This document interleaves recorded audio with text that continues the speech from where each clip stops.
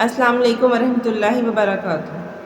کبھی کبھی انسان زندگی کی پریشانیوں سے اتنا تھک جاتا ہے کہ اسے سمجھ نہیں آتی کہ کس سے بات کرے، کس کے سامنے اپنا دل کھولے اور اپنی پریشانی کس کو بتائے۔ وہ سب کے سامنے مسکراتا ہے لیکن دل کے اندر بہت کچھ چل رہا ہوتا ہے، کبھی گھر کے مسائل، کبھی پڑھائی یا مستقبل کی فکر، کبھی رشتوں کی پریشانی، کبھی اپنی غلطیوں کا بوجھ، اور کبھی بس ایک عجیب سی تھکن ہوتی ہے جس کی وجہ بھی سمجھ نہیں آتی۔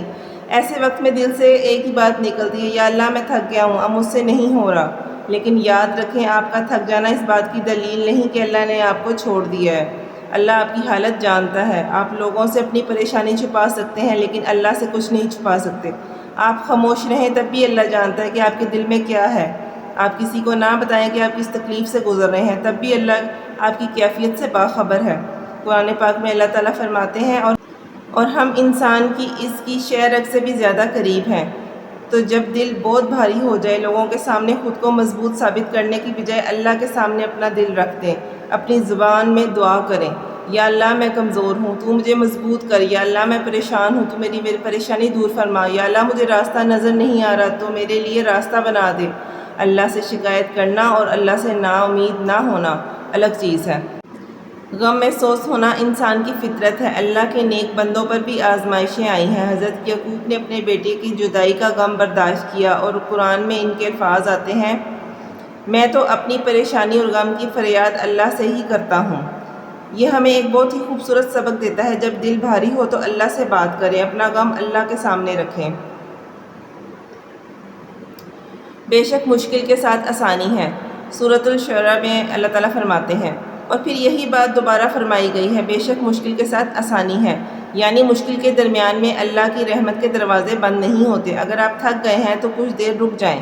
ہر وقت مضبوط بننے کی کوشش ضروری نہیں۔ اگر آپ پریشان ہیں تو دعا کریں، اگر دل بھاری ہے تو قرآن پڑھیں، اگر آنکھوں میں آنسو آ جائیں تو اللہ کے سامنے رو لیں، اگر کسی مسئلے کا حل فوراً نہیں مل رہا تو صبر کریں اور مناسب مدد بھی لیں۔